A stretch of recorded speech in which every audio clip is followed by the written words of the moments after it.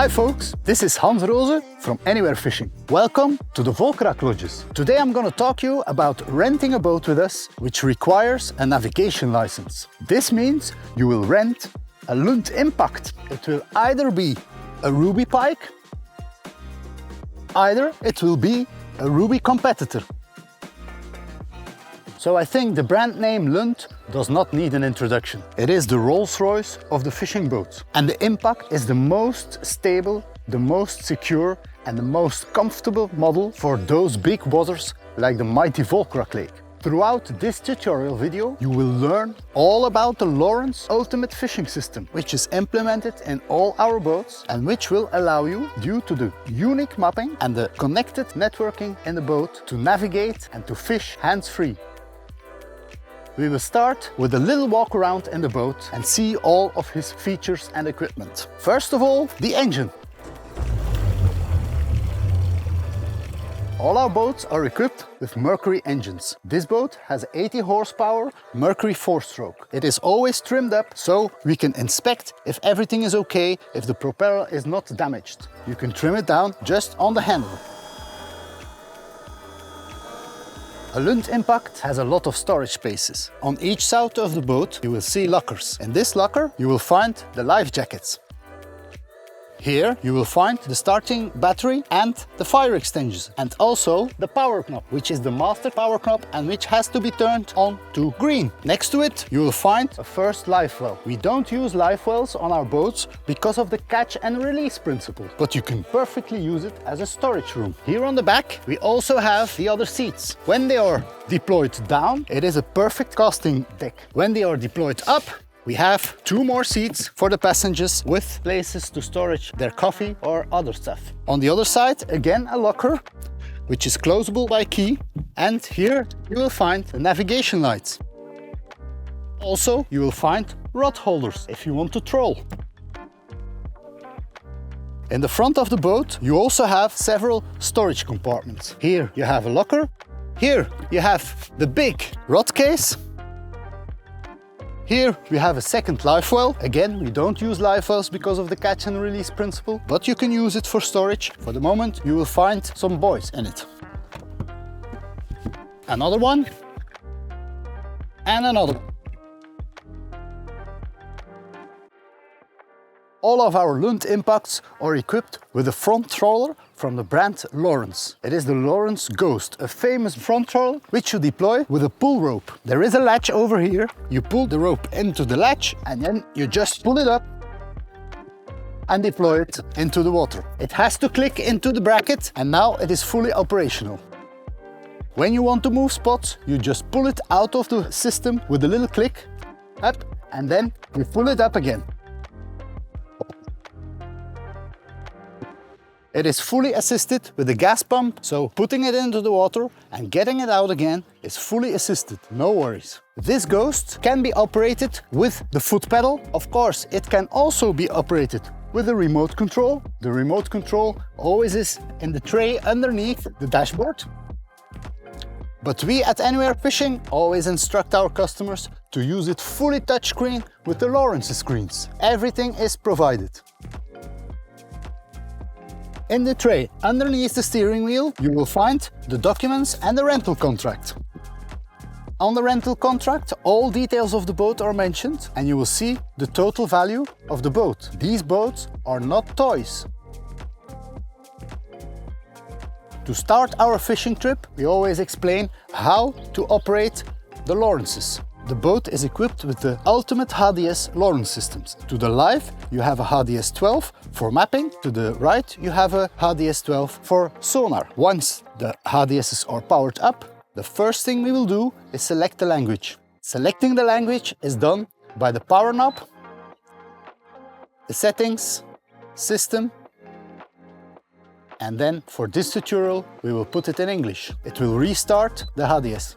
Once started, the right screen will start the scanning of the water with the regular 2D scan, with the down scan and with the side scan pre-configured on 30 meters. The left screen will charge all the mapping and you will see we are now here at the marina. On the mapping card you will have a lot of waypoints and a lot of routes which are pre-programmed on the lake. I will explain you how you can use them at your best comfort. Two very important buttons. The first button is the X button. It will reset your map or your screen. If you mess it up like this, you have been touching, it rains and everything is messed up. And here also you have been touching, it rains, everything is messed up, you're on the land. No panic, just hit the X button. It will reset your screen and the boat will be in the middle of the screen. Here the same, X button, up, everything is reset to the pre-programmed settings. The second button, which is very important on the Lowrance, is the Pages button. The Pages button on both Lowrance HDS's will give you access to a menu with choices of views.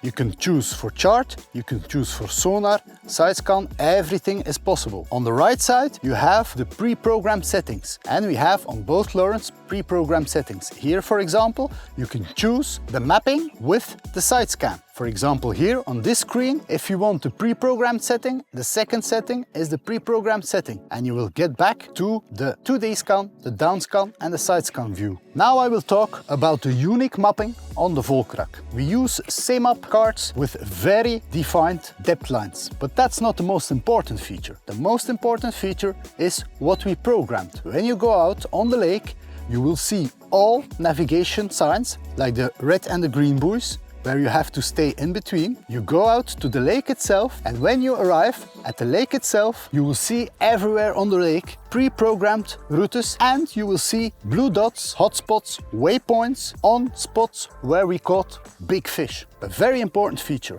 Those pre-programmed routes, they contain dots and also a direction. This route goes this direction. And now I will show you how you can navigate this route automated with the Lowrance Ghost front roller.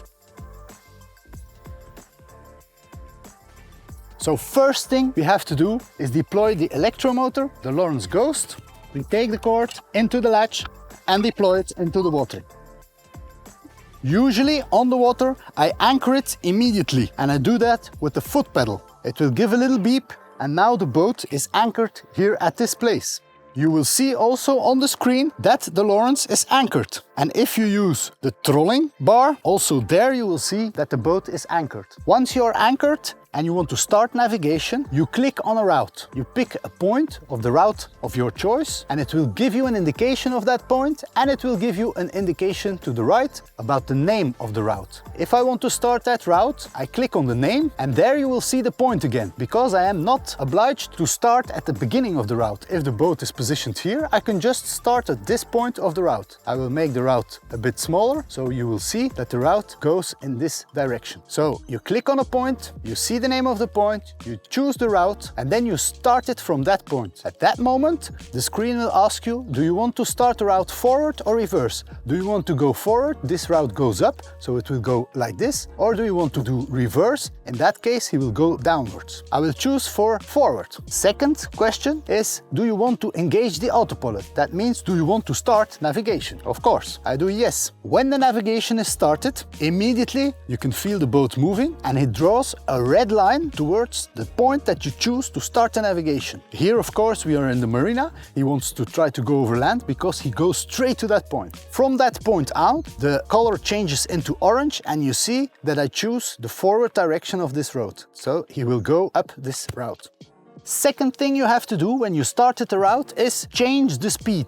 You will always need to change the speed. Why? Because for security reasons, the speed at starting is very low. You see here 0.14 kilometers an hour. You can also see the speed up there. You just click on the speed and you just set the speed that you need. This route is for casting, so I will set the speed to 0.8, which is a very good speed for casting. When I did that, you see that the speed changes and the engine will give a bit more power. It is important to know if there is a lot of wind, the engine will need a higher speed to be able to follow the route. When catching a fish, it is of course important that the boat doesn't move anymore. So what you do then is anchor. You can anchor either by the remote, either by the foot pedal, either just here by clicking standby, anchor and here. And now the boat is staying at the same point and you have all the time hands-free to play the fish, net it, take the pictures, and when you're finished with the pictures, you can just pick up the navigation there where you left it. You click on standby and then navigation, and the boat goes on with the route. Don't forget, if you pick up the navigation again, you will have to set the speed again, because for security reasons it is again very low, so I'll have to set the speed again to my casting speed, which is 0.8 kilometers an hour. Another important thing is if you want to switch route, suppose there is too much wind and this route, the boat is pushed off this route, so you decide to take this parallel route, which is a little bit further off the shore. Then you must first click on the map, click on navigation and click on cancel. At that moment, the navigation is cancelled. And then, for example, you say, okay, pick this route and start this route from that point on in the reverse direction, because here the route goes down. You see that on the arrows. So I choose reverse, and so he will go up again. He will ask again, engage autopilot. I say yes. And again, don't forget to set the speed 0.8 and off we go. So a very important feature of this CMAP is the fact that you have all color depths and all depth lines on the mapping with custom colors, so it is very clear that the yellow part, for example, is the shallow part and the purple part is a deeper part. Here you can see a talus and also the blue dots or the waypoints of the big fish. Here you can see we caught a pike of 102 centimeters. If you move a little bit further on, you can see not all waypoints are having a name, but some of them have. For example, here we caught a pike of 120, and we move a little bit further on. Here we caught a pike of 124. So folks, let's pull back the Ghost. And now we are ready to navigate. Let's hit the lake.